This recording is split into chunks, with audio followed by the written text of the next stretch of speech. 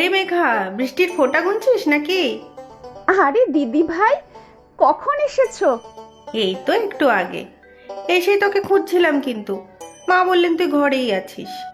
বসো দিদি ভাই, অনেক সকালে রওনা হয়েছিলে বুঝি? হ্যাঁ রে, সকালের ফার্স্ট লোকালটাই ধরেছি, তবে ট্রেনটা একটু লেট করলো। চলো তোমাদের খেতে দেই। ঝিলিক কোথায়? ঝিলিক হাত মুখ ধুচ্ছে, আস্তে আস্তে একটু ভিজেও গিয়েছে। তুইও চল, একসাথে খাবো। মা তো দেখলাম লুচি ভাজছেন। হ্যাঁ, দাদা ভাই লুচি খেতে ভালোবাসে তো, তাই আজ লুচি আর ছোলার ডাল। আর ঝিলিকের জন্য আমি চাউমিন বানিয়ে রেখেছি। লুচি তো পছন্দ করে না ও। ব্যাস, তার আর কিছু চাই না। তার ছোট মার হাতের চাউমিন পেলে সে মহা খুশি। ঝিলিকটার কথা আমার রোজ মনে হয় দিদি ভাই।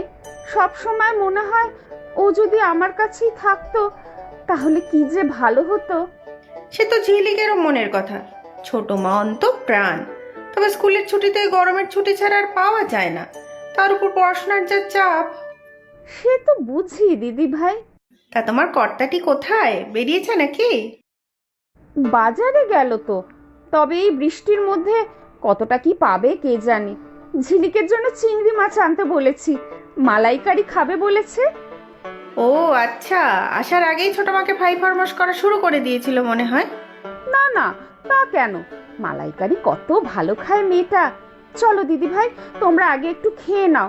সেই সাত সকালে বাড়ি থেকে বেরিয়েছো, ততক্ষণে তোমার দেওরও চলে আসবে। আচ্ছা চল, আর শোন, আমিও কিন্তু রান্নায় হাত লাগাবো। কেন দিদি ভাই, শহরে তো একাই হাত পুড়িয়ে সব করো, এখানে কটা দিন না হয়। থাক, তোর আর এত পাকামি করতে হবে না।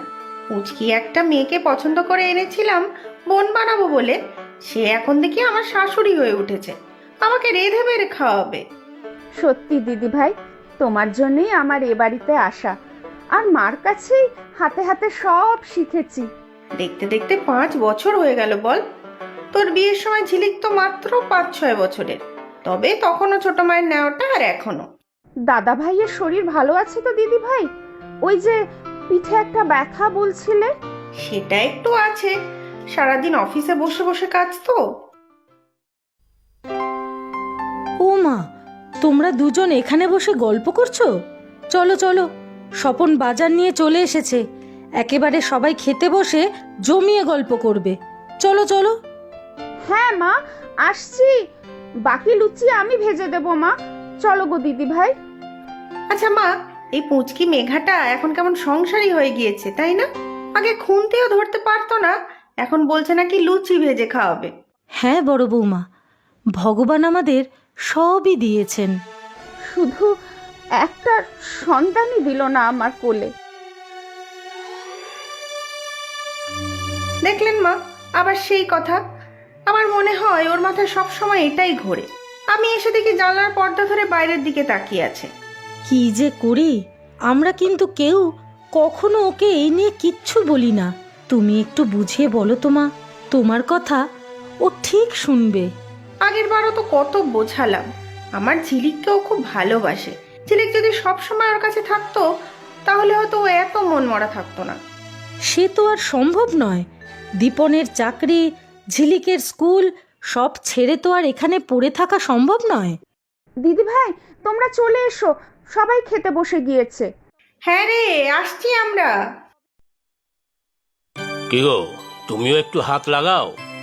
মেঘা একা একা লুচি ভাজছে। হ্যাঁ হ্যাঁ, আমি যাচ্ছি, ওকে পাঠিয়ে দিচ্ছি। বড় বৌমা, তোমরাও বসে পড়বে, আমি সবাইকে দিয়ে দেব। ঝিলিকটা কোথায়? এই তো আমি ছোট মায়ের সাথে। কিরে ঝিলিক, শুধু ছোট মায়ের আঁচল ধরে ঘুরে বেড়ালেই হবে? আমার সাথে গল্প করবি না? হ্যাঁ গো কাকান, সবার সাথে গল্প করব। আগে পেটের মধ্যে জমানো কথাগুলো ছোট মাকে বলে দিই, তারপর। ঠিকই তো, পেটে কথা জমে থাকলে বেচারি খাবে কি করে? হ্যাঁ দাদু, সব কথা বলা হয়নি এখনো, তবে পেট একটু খালি হয়েছে। ব্যাস, চলে আয় তাহলে, খেয়ে নিবি। ছোট মা আমাকে খাইয়ে দেবে। ও ছোট মা। হ্যাঁ দেবই তো, তোর জন্য স্পেশাল আইটেম আছে, কি বলতো? আমি জানি তুমি আমার জন্য চাউমিন বানিয়েছো তো? ঠিক, একেবারে ঠিক। এই নাও জল, ওষুধটা খেয়ে নিয়েছো? হ্যাঁ, তোমার ছোট বৌমা এসে খাইয়ে দিয়ে গিয়েছে। সত্যি মেয়েটার আজ পর্যন্ত কোনো দিন একটুও ভুল হয় না। সময় ধরে আমাকে সব ওষুধ খাইয়ে দিয়ে যায়। ঘরের সব দিকে নজর মেয়েটার। তবে বড় বৌমা আবার বাইরের সব কাজে কর্মে চৌখস। ওদের দেখো, দুই বৌমা যেন মায়ের পেটের বোন দুজন। হ্যাঁ, আমরা ভাগ্যবান বুঝলে। কটা বাড়িতে আর এরকমটি হয়। সব সময় তো শুনি শাশুড়ি আর বৌমারা নিজেদের মধ্যে ঝগড়াঝাটি করে যাচ্ছে। হ্যাঁ, তারপর নিজেদের মধ্যে মুখ দেখাদেখি বন্ধ আর আলাদা হেঁসেল। ভগবান না করেন আমাদের বাড়িতে আবার এসব হয়।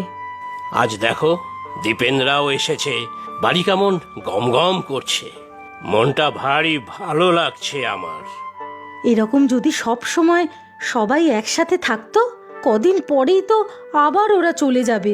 নাতনিটা আমার খুব দুঃখ পায় জানো যাওয়ার সময়। সত্যি, ছোট বৌমার সাথে ওর তো মনে হয় নারীর টান। ভারী মায়া লাগে। আচ্ছা, একবার আমরা গেলে হয় না শহরে বড় খোকার বাড়িতে?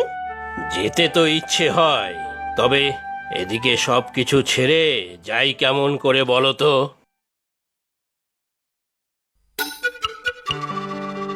ও ছোট মা, কি করছো? এই তো তোর জন্য রান্না করছি। তুই কষা মাংস খেতে কত ভালোবাসিস। তোমার মতো মাও রান্না করতে পারে না। কি ভালো মাংস রান্না করো তুমি।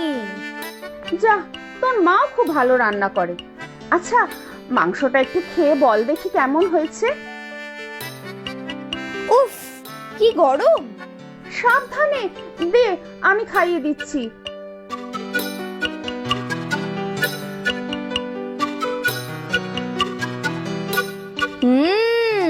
দারুন দারুন। তুমি না ছোট মা বেস্ট। ভাগলি একটা। এবার রোজ কত রকমের রান্না করে খাওয়াই দেয়। ও ছোট মা, দেখো না কেমন মেঘ করেছে, ঝিরিঝিরি বৃষ্টিও পড়ছে। তাই তো, জানিস ছিলি যখন ছোট ছিলাম বৃষ্টি পড়লেই ছাদে গিয়ে খুব ভিজতাম। মা খুব বকা দিত, তাও ভিজতাম। আমার খুব ভালো লাগতো। চলো না ছোট মা, ছাদে যাই, দুজনে মিলে ভিজবো। সত্যি যাবি? কিন্তু চলো চলো, কোনো কিন্তু না। আমি কখনো বৃষ্টিতে ভিজিনি, খুব মজা হবে। কি মজা হচ্ছে গো ছোট মা। স্কুলে গিয়ে সবার কাছে গল্প করব। আমিও অনেকদিন এমন মজা করিনি। ভাগিস তুই এলি। যতদিন এখানে আছি রোজ বৃষ্টিতে ভিজবো কিন্তু। হ্যাঁ রে, এবার খুব মজা করব দুজনে। তুমি কি ভালো গো ছোট মা।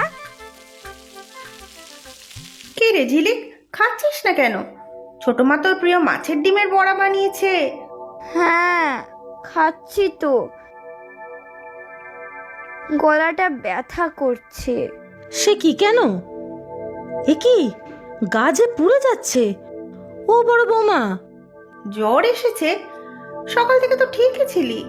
তোকে আর ভাত খেতে হবে না, উঠে পড় দেখি। আমি একটু গরম গরম স্যুপ করে দিচ্ছি। ডাক্তারবাবুকে খবর দিয়েছি, এক্ষুনি আসবে। তা তুমি এখানে কেন? ঝিলিকের কাছে গিয়ে বসো না একটু। আমি পারবো না, কিছুতেই পারবো না। ঝিলিককে অসুস্থ অবস্থায় আমি কিছুতেই দেখতে পারবো না। কাঁদছো কেন? ডাক্তারবাবু তো আসছেন। আমার জন্যই ওর এমন হলো। দুপুরেও বললো আর আমিও রাজি হয়ে গেলাম। দুজনে ছাদে গিয়ে অনেকক্ষণ বৃষ্টিতে ভিজেছি। তার থেকেই নিশ্চয়ই জ্বর এসেছে। ছি ছি মেঘা, এ কি করেছো তুমি? ঝিলিক ছোট, ও কি কিছু বোঝে নাকি? তুমি তো বড়, তোমার কি কাণ্ডজ্ঞান লোপ পেয়েছে? বিশ্বাস করো, আমি বুঝিনি এমনটা হবে। মেয়েটা কদিনের জন্য বেড়াতে এসেছে, খেলবে মজা করবে, তা না তোমার জন্য অসুস্থ হয়ে পড়েছে। ছি ছি ছি, কি বলবো দাদা বৌদিকে আমি। আমি দোষী, আমি জানি আমার জন্য ঝিলিক এত কষ্ট পাচ্ছে। আমি খারাপ, আমি খুব খারাপ মা। ওই বোধহয় ডাক্তারবাবু এলেন, আমি যাই, তুমি শান্ত হও, চলে এসো ঝিলিকের কাছে। মেঘা, তুই এবার একটু বিশ্রাম নে। সে কখন থেকে বসে আছিস সেখানে? ডাক্তারবাবু তো ওষুধ দিয়েছে, জ্বর তো কমেছে অনেকটা। না দিদি ভাই, ঠিক আছে, আমার জন্যই ঝিলিক এত কষ্ট পাচ্ছে। আমি থাকবো এখানে, দেখো ও ঠিক ভালো হয়ে যাবে। সে আমি জানি, ঝিলিকের ছোট মা যখন আছে তখন আর কোনো চিন্তা নেই। আসছি মা, কটা দিন যে কোথা দিয়ে কেটে গেল। সত্যি, আবার সেই অফিস আর বাড়ি। ও দিদি ভাই, আর কটা দিন থেকে যাও না গো তোমরা। না রে মেঘা, আবার পরে আসবো। ঝিলিক কোথায়? ঘরেই তো ছিল, দাঁড়াও দেখছি। দাঁড়াও, আমি দেখছি।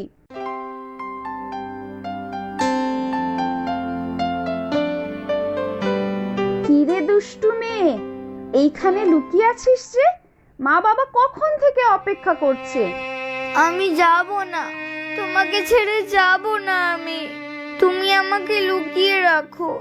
ধুর বোকা, না গেলে স্কুলে যাবি কি করে? আবার ছুটি পড়লেই চলে আসবি। আমার তোমার কথা খুব মনে পড়বে ছোট মা, আমি কিন্তু খুব কাঁদবো।